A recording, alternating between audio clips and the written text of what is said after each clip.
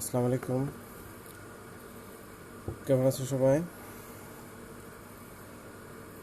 আমাদের আজকের ক্লাসের বিষয় হচ্ছে উচ্চ মাধ্যমিক হিসাব বিজ্ঞান দ্বিতীয় পত্রের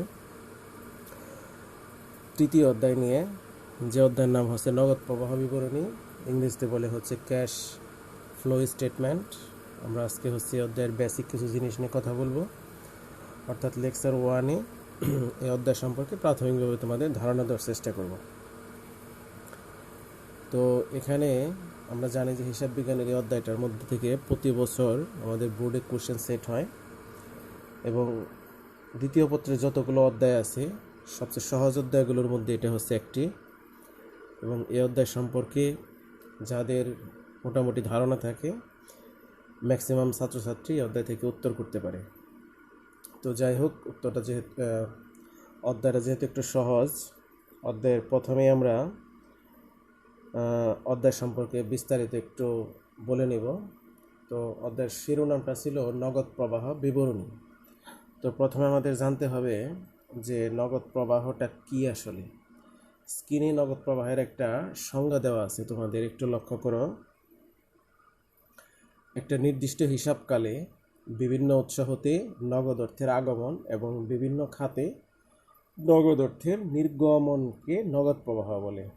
একটু দেখো, অর্থাৎ যে কোনো একটা প্রতিষ্ঠানের মধ্যে নগদ অর্থের আগমন, অর্থাৎ ওই প্রতিষ্ঠানে যদি নগদ অর্থ আসে, আর নগদ অর্থ যদি ওই প্রতিষ্ঠান থেকে নির্গমন হয় অর্থাৎ চলে যায়, তাহলে এই বিষয়গুলোই হচ্ছে নগদ প্রবাহ। এবং এই জিনিসগুলো যে ছকের মধ্যে, যে বিবরণীর মধ্যে দেখানো হয় তার নাম হচ্ছে নগদ প্রবাহ বিবরণী। সংখ্যাটা আবার একটু দেখো, যে একটা নির্দিষ্ট হিসাবকালটা নির্দিষ্ট হতে হবে, বিভিন্ন উৎস হতে নগদ অর্থের আগমন এবং বিভিন্ন খাতে নগদ অর্থের নির্গমনকে কি বলা হয়? নির্গমনকে নগদ প্রবাহ বলা হয়। তো যাই হোক, আমরা এই অধ্যায়ের মধ্যে আমাদের কয়েকটা জিনিস নিয়ে একটু আলোচনা করব। প্রথমে আমাদের আলোচনার বিষয়টা থাকবে নগদ প্রবাহ বিবরণীর পদ্ধতি। নগদ প্রবাহ বিবরণীর কিছু পদ্ধতি আছে, অর্থাৎ এখানে নগদ প্রবাহ বিবরণীর মধ্যে দুইটা পদ্ধতি নিয়ে আমরা কথা বলি। সাধারণত নগদ প্রবাহ বিবরণী দুইটি পদ্ধতিতে তৈরি করা হয়। পদ্ধতি দুটো হলো যথা পরোক্ষ পদ্ধতি, অর্থাৎ ডিরেক্ট মেথড যাকে আমরা বলি, আর একটা হচ্ছে ইনডাইরেক্ট মেথড, অর্থাৎ একটা হচ্ছে পরোক্ষ মানে হচ্ছে ইনডাইরেক্ট মেথড, আর প্রত্যক্ষ মানে হচ্ছে ডাইরেক্ট মেথড। তো এই দুইটা পদ্ধতি নিয়ে মূলত এই অধ্যায়ের আলোচনাটা। তবে পরীক্ষার মধ্যে আমাদের এই পর্যন্ত যতবার কোশ্চেন সেট আপ হয়েছে, আমাদের পরোক্ষ পদ্ধতির কোশ্চেনগুলি হচ্ছে সবচেয়ে বেশি পরীক্ষায় আসে। তো এই কারণে আমাদের আলোচনার প্রায়োরিটি আমরা দেব হচ্ছে পরোক্ষ পদ্ধতি নিয়ে, অর্থাৎ নগদ প্রবাহ বিবরণীর যেটা পরোক্ষ পদ্ধতি আছে, অর্থাৎ ইনডাইরেক্ট মেথড আছে, সেখান থেকে আমাদের কোশ্চেন হওয়ার পসিবিলিটি সবচাইতে বেশি। তো যাই হোক, পরোক্ষ পদ্ধতির যে কিছু নিয়মকানুন আছে সেগুলো আমরা একটু দেখব। তো তার আগে আমরা একটু দেখে নিই নগদ প্রবাহের শ্রেণী বিভাগ, অর্থাৎ নগদ প্রবাহ একটা প্রতিষ্ঠানে কয় ধরনের নগদ টাকার আদান প্রদান থাকতে পারে। তো সেখানে আমরা একটু দেখতে পাচ্ছি যে নগদ প্রবাহ বিবরণীতে উপস্থাপনের ভিত্তিতে নগদ প্রবাহকে 3 ভাগে ভাগ করা যায়। কয় ভাগে? 3 ভাগে। একটা হচ্ছে পরিচালন কার্যক্রম হতে নগদ প্রবাহ, বিনিয়োগ কার্যক্রম হতে নগদ প্রবাহ, আর একটা হচ্ছে অর্থ সংস্থান কার্যক্রম হতে নগদ প্রবাহ। অর্থাৎ 3টি আইটেমের তথ্য আমাদের প্রশ্নে দেওয়া থাকে এই অধ্যায়ের ক্ষেত্রে। বিশেষ করে একটা হচ্ছে পরিচালন কার্যক্রম হতে নগদ প্রবাহ, বিনিয়োগ কার্যক্রম হতে নগদ প্রবাহ, আর একটা হচ্ছে অর্থসংস্থান কার্যক্রম হতে নগদ প্রবাহ। এই অধ্যায়ের যদি আমরা পরীক্ষার প্রশ্নগুলো নিয়ে একটু দেখি, তাহলে এই 3টি আইটেমের বাইরে আমাদের অঙ্ক আসে না। এই 3টা আইটেমের কিছু নিয়মকানুন আছে ছকে, অর্থাৎ কী কী নিয়মকানুনগুলো যাবে সেগুলো যদি আমরা একটু ধারণা লাভ করতে পারি, আমাদের মেমোরাইজ করতে পারি, তাহলে আমাদের পরীক্ষা হলে ইনশাল্লাহ উত্তর করতে কোনো সমস্যা হবে না। তো প্রথমে আমাদের আলোচনার বিষয় ছিল পরিচালন কার্যক্রম হতে নগদ প্রবাহ। আমি যেহেতু পূর্বে বলে নিয়েছি, আমাদের আলোচনাটা পরোক্ষ পদ্ধতির উপর গুরুত্ব বেশি দেব, কারণ পরোক্ষ পদ্ধতির প্রশ্নগুলোই হচ্ছে আমাদের বোর্ড পরীক্ষায় বেশি সেট আপ হয় এবং সেখান থেকে আমরা অ্যান্সার করতে পারি। আর একটা কথা বলে রাখি তোমাদের যারা হায়ার লেভেলে যাবে অনার্সে, সেখানেও কিন্তু এই অধ্যায় সম্পর্কে তোমাদের পড়াশোনা করতে হবে। অর্থাৎ এখান থেকে যদি যারা ভালো মতো ধারণা নেবে অনার্সে, তাদের জন্য এটা পড়তে কিন্তু খুব সহজ হবে। নগদ প্রবাহ বিবরণীর একটা ছক তোমরা দেখতে পাচ্ছ পরিচালন কার্যক্রম হতে নগদ প্রবাহ বিবরণী তৈরির একটা ছক আমাদের এখানে আছে। যে ছকের প্যাটার্নটা যেভাবে দেওয়া আছে পরীক্ষা হলে আমাদের ঠিক এইভাবে উত্তর করতে হয়, এবং কোন কোন আইটেমগুলো এখানে যায় সেগুলো এখানে দেওয়া আছে। সবচেয়ে মজার বিষয়টা হচ্ছে এই আইটেমের বাইরে পরীক্ষার মধ্যে আসার মতো কোনো আইটেম এখানে নেই। তো প্রথমে শুরু করতে হয় হচ্ছে আমাদের পরিচালন কার্যক্রম হতে নগদ প্রবাহ নিট আয় দিয়ে। এই নিট আয়টা একটু মনে রাখতে হবে, প্রশ্নে নিট আয়টা দেওয়া থাকবে তোমাদের। এখানে একটা কথা বলে রাখি, পরোক্ষ এবং প্রত্যক্ষ দুইটা পদ্ধতি নিয়ে আমরা আলোচনা করেছি। এই দুইটা পদ্ধতির মধ্যে যদি প্রশ্নের মধ্যে নিট আয় দেওয়া থাকে তখনই বুঝতে পারবো যেটা হচ্ছে পরোক্ষ পদ্ধতি। আমাদের কোনো পদ্ধতি যদি প্রশ্নে উল্লেখ না করে, যে পরোক্ষ বা প্রত্যক্ষ কোনো পদ্ধতি উল্লেখ থাকলো না, শুধুমাত্র সৃজনশীল প্রশ্নের সমাধানটা করতে বললো, সেই ক্ষেত্রে বোঝার উপায়টা হচ্ছে আমাদের যে নিট আয় দেওয়া আছে কিনা। নিট আয় যদি প্রশ্নে দেওয়া থাকে তখন আমরা বুঝতে পারবো যে এটা পরোক্ষ পদ্ধতিতে করতে হবে, কারণ প্রত্যক্ষ পদ্ধতিতে আমাদের নিট আয়ের সাহায্যে করতে হয় না, নিট আয় প্রশ্নে দেওয়া থাকে না। তো এখানে প্রশ্নের প্যাটার্নটা হচ্ছে পরিচালন কার্যক্রম হতে নগদ প্রবাহ, প্রথমে নিট আয় যেটা আমাদের নর্মালি প্রশ্নে দেওয়া থাকে। এরপর পরে কিছু জিনিস সমন্বয় করতে হয়। সমন্বয়ের ক্ষেত্রে যে কটা আইটেম এখানে আমাদের দেওয়া আছে এই আইটেমের বাইরে অন্য কিছু যায় না। তো সাধারণত আমাদের এই আইটেমগুলোর মধ্য থেকে যারা নিট আয়কে বাড়িয়ে দেয়, অর্থাৎ নিট আয়কে যারা বৃদ্ধি করে দেয় তাদেরকে মাইনাস করতে হয়, নিট আয়কে যারা কমিয়ে দেয় তাদেরকে প্লাস করতে হয়। একটা জিনিস মনে রাখবা, নিট আয়কে যারা বৃদ্ধি করে দেয় তাদেরকে মাইনাস করতে হয়, অর্থাৎ বিয়োগ দিয়ে দেখাতে হয়। বিয়োগের ফিগারগুলোকে ব্র্যাকেট দিয়ে দেখাতে হয়। টাকার করে তোমরা দেখতে পাচ্ছ যে কিছু ফিগারকে এখানে স্টার চিহ্নগুলোকে কী দেওয়া হয়েছে, ব্র্যাকেটের ভিতরে দেখানো হয়েছে, কিছু হচ্ছে ব্র্যাকেট ছাড়া দেওয়া আছে এখানে। তো এখানে নিট আয়কে যারা বাড়িয়ে দিবে তাদেরকে করতে হবে হচ্ছে কি বিয়োগ, আর নিট আয়কে যারা কমিয়ে দিবে তাদেরকে করতে হবে হচ্ছে যোগ। তো এখানে সমন্বয়ের মধ্যে প্রথমে যায় হচ্ছে অবচয়। অবচয়টা কি করতে হয়, যোগ করতে হয়। অবচয় সম্পর্কে আমরা ধারণা লাভ করেছি এর আগে, যে স্থায়ী সম্পত্তির ব্যবহারজনিত যে ক্ষয়টা হয় তাকে কি বলা হয়, অবচয় বলা হয়। এবং এই অবচয়টাই হলো আমাদের নিট আয়টাকে কী করে দেয়, কমিয়ে দেয়। অর্থাৎ প্রতিষ্ঠানে যদি আমাদের অবচয় হয়, ক্ষয় হয়, তাহলে প্রতিষ্ঠানে কিন্তু নিট আয়টা হচ্ছে কমে বিধায় এখানে কি করতে হবে, যোগ করে দিতে হবে। তোমাদের একটু সাউন্ড ভলিউমটা ঠিক আছে কিনা একটু জানিয়ে দাও আমাকে। তারপরে আসছে অদৃশ্য এবং কাল্পনিক সম্পত্তির অবলোপন। অদৃশ্য এবং কাল্পনিক সম্পত্তি, যে সম্পত্তি হচ্ছে আমাদের দেখা যায় না, ধরা যায় না, ছোঁয়া যায় না, সুনাম, প্যাটেন্ট, গ্রন্থসত্ত্ব, এগুলোর অবলোপন যদি হয় এখানে যোগ করতে হয়। খনিজ সম্পদের নিঃশেষ। খনিজ সম্পদ কি আমাদের, যে সমস্ত সম্পদগুলা প্রকৃতি হতে আমরা পাই, প্রকৃতি হতে পাই হচ্ছে তেল, গ্যাস, তারপরে আছে আমাদের স্বর্ণ। এই খনি যদি নিঃশেষ হয়ে যায়, অর্থাৎ এখান থেকে উত্তোলন করলে আমাদের কি হয়, শেষ হয়ে যায় আস্তে আস্তে, এটা যোগ করতে হয়। স্থায়ী সম্পত্তি বিক্রয়ে ক্ষতি হয় আমাদের। স্থায়ী সম্পদের বিক্রয় যদি ক্ষতি হয়, তোমরা জানো যে ক্ষতি হওয়া মানেই হচ্ছে নিট আয়কে তারা কী করে দেয়, কমিয়ে দেয়। এই কারণে এটাকে কী করতে হবে, যোগ করতে হবে। এখন একটা জিনিস মনে রাখবা, স্থায়ী সম্পদ কিন্তু প্রশ্নের সরাসরি উল্লেখ নাও থাকতে পারে, তোমাকে স্থায়ী সম্পদ চিনতে হবে। স্থায়ী সম্পদ কি, দালান কোঠা, আসবাবপত্র, তারপরে হচ্ছে বিভিন্ন ধরনের যে সম্পদগুলো আমরা দীর্ঘদিন ব্যবহার করি সেগুলো হচ্ছে স্থায়ী সম্পদ। যেমন দেওয়া থাকলেও যে আসবাবপত্র বৃদ্ধি, দালান কোঠা হ্রাস, তার মূল্য হ্রাস হতে পারে, সেগুলো থাকতে পারে। তো স্থায়ী সম্পত্তি বিক্রয়ে যদি ক্ষতি যোগ হয় তাহলে লাভটা কী করতে হবে, বিয়োগ, উল্টো করে। কারণ লাভ যদি হয় তাহলে তারা নিট আয়কে কী করে, বৃদ্ধি করে। আমি বলেছিলাম যে নিট আয়কে যেগুলো বৃদ্ধি করে দেয় যে সমস্ত আইটেম, সেগুলোকে কী করতে হবে, বিয়োগ করতে হবে। এরপরে একটা জিনিস দেখো, এখানে দেওয়া আছে চলতি সম্পদের হ্রাস। একটু খেয়াল করো, চলতি সম্পদের কি দেওয়া আছে, হ্রাস দেওয়া আছে। চলতি সম্পদ যদি হ্রাস পায় প্রতিষ্ঠানে তাহলে সেগুলো কিন্তু নিট আয় কমে যায়, এই কারণে এটা কী করছে, যোগ করে দিছে। চলতি সম্পদের হ্রাস, চলতি সম্পদের বৃদ্ধি উল্টোটা করতে হবে, বিয়োগ করতে হবে। চলতি সম্পদের হ্রাস পেলে কি করতে হবে? যোগ, অর্থাৎ এখানে ব্র্যাকেট হয়নি। আর বৃদ্ধি পেলে কি করতে হবে? বিয়োগ করতে হবে। তো চলতি সম্পদটা আমাদেরকে চিনতে হবে, কারণ পরীক্ষার মধ্যে হুবহু চলতি সম্পদ লেখা থাকবে না। চলতি সম্পদ কি কি থাকতে পারে?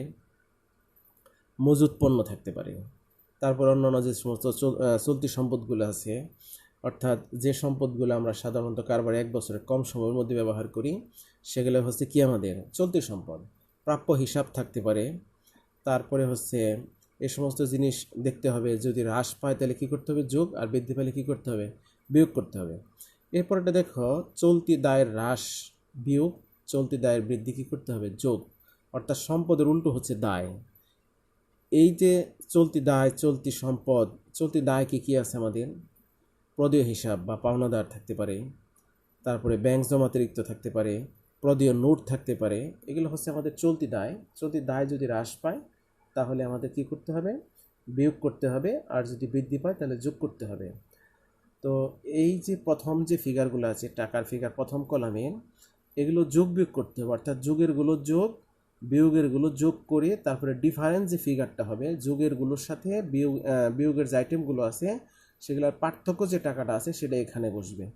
যদি এখানে আমাদের কি হয়, ফিগারটা প্লাসের বেশি থাকে তাহলে এখানে প্লাস ফিগার হবে। যদি এগুলোর যোগ বিয়োগ ফল যদি আমাদের মাইনাসটা বেশি থাকে তাহলে এখানে কি হবে? মাইনাস হবে। যেহেতু উপরে নিট আয়টা দেওয়া আছে কি প্লাসের, তাহলে এখানে আমাদের প্লাস যদি ফিগার আসে তাহলে এটাও প্লাস, এটাও প্লাস, দুটো যোগ করে কি করতে হবে? এখানে বসাতে হবে। এখানে তো প্লাস দেওয়াই আছে, এখানে যদি আমাদের মাইনাস ফিগারটা দেওয়া থাকে তাহলে কি করতে হবে? এখানে মাইনাস করতে হবে, এবং সেই ক্ষেত্রে আমাদের যে রেজাল্টটা আসে সেটা এখানে লিখে দিতে হবে। তো পরিচালন কার্যক্রম হতে নিট নগদ অর্জন, একটা জিনিস মনে রাখবা, সেটা হলো নিট আয়ের চেয়ে যদি এই ফিগারটা বড় হয়, ছোট হয়, তাহলে এখানে আমাদের প্লাস ফিগার আসবে, অর্থাৎ যোগ বিয়োগের ফিগারটা কি আসবে? প্লাস আসবে। সেই ক্ষেত্রে এখানে কি হবে? অর্জন হবে। যদি উল্টোটা হয়, এখানে ধরো হচ্ছে 10,000 টাকা নিটায়, এখানে যোগ বিয়োগ আসলো হচ্ছে আমাদের মাইনাস আসলো 15,000 টাকা, তাহলে 10,000 থেকে 15,000 গেলে কত থাকবে? আমাদের 5,000 টাকা মাইনাস ফিগার এখানে থাকবে। তখন কিন্তু পরিচালন কার্যক্রম হতে নগদ অর্জন থাকবে না, তখন কি হয়ে যাবে? আমাদের উল্টোটা হয়ে যাবে, এবং সেখানে মাইনাস ফিগারটি তোমাদের দেখাতে হবে। শর্টটা একটু আবার একটু দেখে নাও।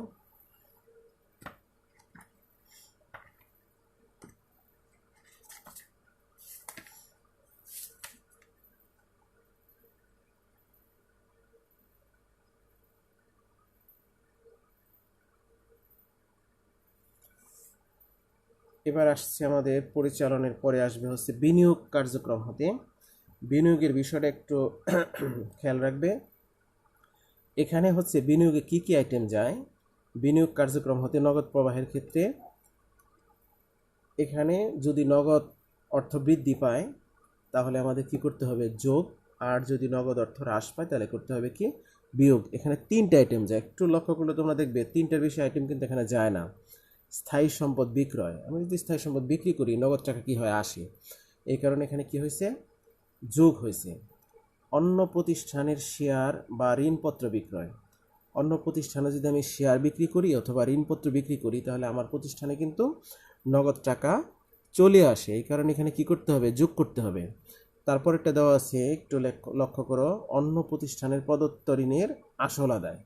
আমি যদি আমার কাছে কেউ টাকা পায়, তার কাছ থেকে যদি আসলটা আদায় করে নেই তাহলে সেক্ষেত্রে আমার প্রতিষ্ঠানে কি হয়? নগদ টাকা বৃদ্ধি পায়, এবং নগদ টাকা বৃদ্ধি পেলে কী করতে হবে? আমাদের যোগ করতে হবে। এই 3টে আইটেম তোমাকে মনে রাখতে হবে। উপরের 3টে আইটেম একটু লক্ষ্য করো আবার। স্থায়ী সম্পত্তি বিক্রয় প্লাস করতে হবে, অন্য প্রতিষ্ঠানের শেয়ার বা ঋণপত্র বিক্রয় কি করতে হবে? প্লাস করতে হবে, অন্য প্রতিষ্ঠানের প্রদত্ত ঋণের আসল আদায় প্লাস করতে হবে। 3টে জিনিস আমাদের নিশ্চয়ই মনে থাকবে। স্থায়ী সম্পত্তি বিক্রয়, অন্য প্রতিষ্ঠানের শেয়ার বা ঋণপত্র বিক্রয়, অন্য প্রতিষ্ঠানের প্রদত্ত ঋণের আসল আদায়।